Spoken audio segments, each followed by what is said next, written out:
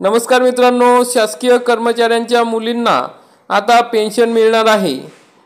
तर शासकीय कर्मचाऱ्यांच्या किंवा निवृत्तीवेतन धारकांच्या मृत्यूनंतर त्यांच्या मुलींना ही पेन्शन आता मिळणार आहे। त्या संदर्भातला महत्त्वाचा जी.आर. सुधारणेसह शासनाने या ठिकाणी काढलेला आहे।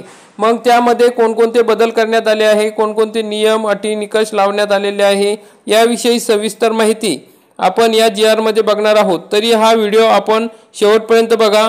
चॅनलवरती नवीन असाल तर चॅनलला सबस्क्राइब करा, बेल आयकॉनला क्लिक करा, म्हणजे असेच महत्त्वाचे जी.आर. आणि योजनांविषयी माहिती आपण घेऊन येत असतो। चला तर मित्रांनो, जी.आर. मध्ये काय दिले आहे ते बघूयात।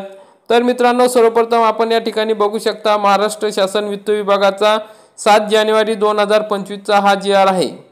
यामध्ये बघा, शासकीय कर्मचाऱ्यांच्या निवृत्तीवेतन धारकांच्या मृत्यूनंतर अविवाहित, घटस्फोटित किंवा विधवा मुलीला व मनोविकृती किंवा मानसिक दुर्बलता असलेल्या किंवा शारीरिकदृष्ट्या पांगळेपण किंवा विकलांगता असलेल्या अपत्यास कुटुंब निवृत्तीवेतन प्रदान करण्याबाबतच्या मार्गदर्शक सूचना या परिपत्रकात म्हणजे या जी.आर. मध्ये दिलेल्या आहे।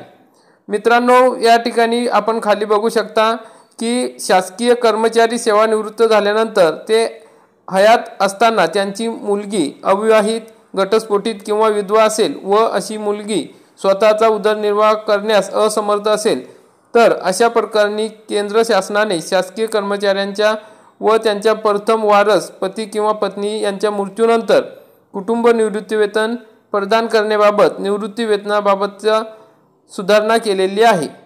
मग त्या संदर्भातला हा जी.आर. या ठिकाणी आलेला आहे। त्यामध्ये आपण बघू शकतो की अविवाहित, घटस्फोटित किंवा विधवा मुलींच्या बाबतीत मुलीला 24 वर्षे वय पूर्ण झाल्यानंतर किंवा हयातभर म्हणजे हयात असेपर्यंत तिचा विवाह किंवा पुनर्विवाह होईपर्यंत तिने उपजीविकेची सुरुवात करेपर्यंत यापैकी जे अगोदर घडेल तोपर्यंत पुढील अटींच्या अधीन राहून कुटुंब निवृत्तीवेतन म्हणजे पेन्शन मंजूर करण्यात येणार आहे। मग असे एकूण 14 मुद्दे या ठिकाणी दिलेले आहे। त्याच्यानुसार या ठिकाणी तुम्ही पेन्शन घेण्यास पात्र होऊ शकता।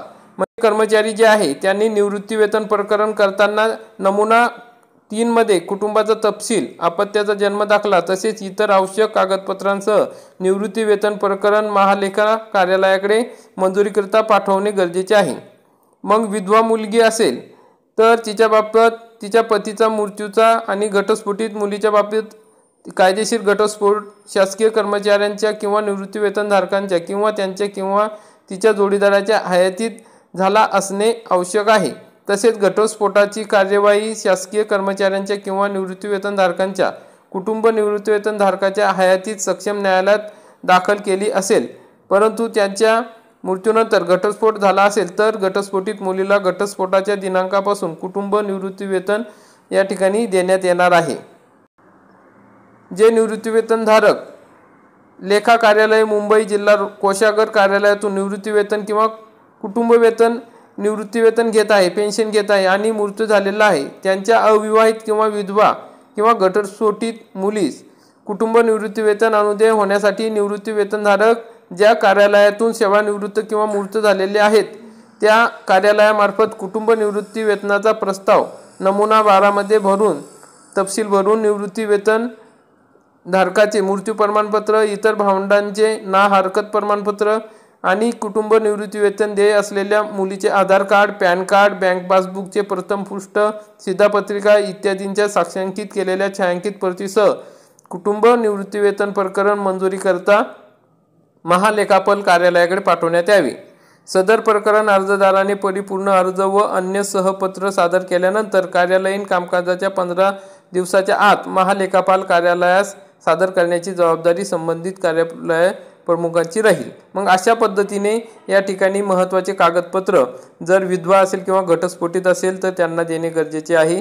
तर मित्रांनो, तसेच खाली आपण बघू शकता या ठिकाणी शासकीय कर्मचाऱ्यांच्या 2 किंवा अधिक अपत्यांपैकी एक असेल तर शेवटचे अज्ञान अपत्य यथास्थित 21 किंवा 24 वर्षाचे होईपर्यंत कुटुंब निवृत्तीवेतन प्रथमतः अज्ञान अपत्यांना प्रदान होईल। त्यानंतर कुटुंब निवृत्तीवेतन मनोविकृत किंवा मानसिक दुर्बलता असलेल्या किंवा शारीरिकदृष्ट्या पांगळेपण किंवा विकलांगता आणि अविवाहित किंवा विधवा किंवा घटस्फोटित मुलगी अशी दोन्ही अपत्ये असतील तर मानसिक दुर्बलता असलेल्या किंवा शारीरिकदृष्ट्या पांगळेपण विकलांगता असलेल्या अपत्यास प्रथम कुटुंब निवृत्तीवेतन मंजूर करण्यात येईल. जेव्हा मोठे असलेले अपत्य अपात्र होईल त्यांच्यानंतर त्याच्या पुढील लहान अपत्यास कुटुंब निवृत्तीवेतन देय राहील. मूर्त शासकीय कर्मचाऱ्यांच्या किंवा निवृत्तीवेतनधारकांच्या मागे मानसिक दुर्बलता असलेले किंवा शारीरिकदृष्ट्या पांगळेपण विकलांगता असलेल्या एकापेक्षा जास्त अपत्य असतील तर अशा प्रकरणी त्यांच्या जन्मकर्मानुसार कुटुंब निवृत्तीवेतन मंजूर करण्यात येईल. मग 24 वर्षापेक्षा अधिक वय असलेल्या एकापेक्षा जास्त अविवाहित किंवा विधवा किंवा घटस्फोटित मुली असतील अशा प्रकरणी त्यांच्या जन्मकर्मानुसार कुटुंब निवृत्तीवेतन या ठिकाणी मंजूर करण्यात येईल. मग या ठिकाणी मृत्यूपूर्वीच अपत्यास मनोविकृत किंवा मानसिक दुर्बलता किंवा शारीरिकदृष्ट्या पांगळेपण किंवा विकलांगता अस्तित्वात असणे आवश्यक आहे. मग त्यांचं मासिक जे उत्पन्न आहे ते कौटुंबिक मासिक उत्पन्न आहे ते 7,500 अधिक प्रचलित महागाई भत्ता यापेक्षा जास्त नसलेला उत्पन्नाचा दाखला निवृत्तीवेतन प्रकरण मंजूर करण्यासाठी आवश्यक असल्याचे या ठिकाणी गरजेचे आहे.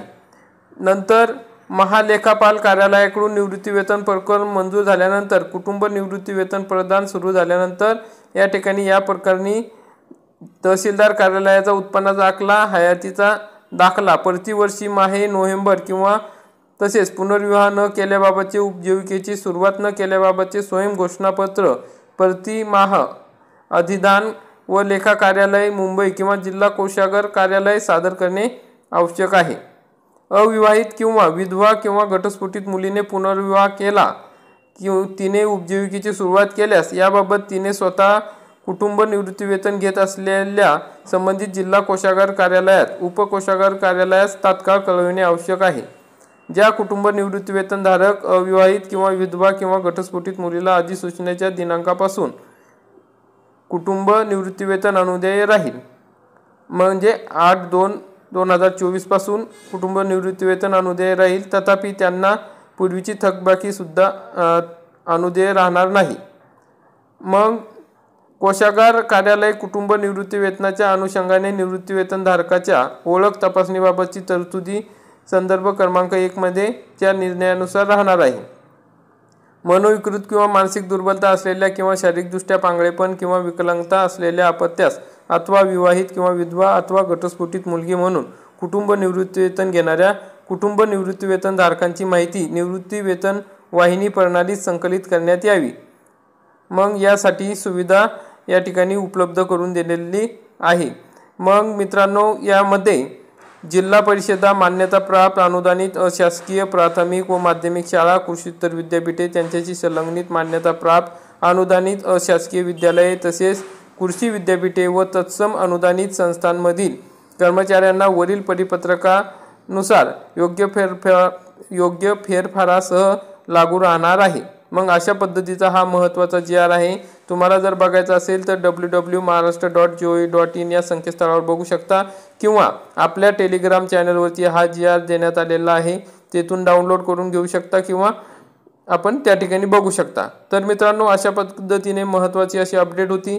आपल्याला जर व्हिडिओ आवडला असेल तर व्हिडिओला नक्की लाईक करा, चॅनलला सबस्क्राईब करा, बेल आयकॉनला क्लिक करा म्हणजे असेच महत्त्वाचे अपडेट आपल्याला वेळोवेळी मिळत राहतील.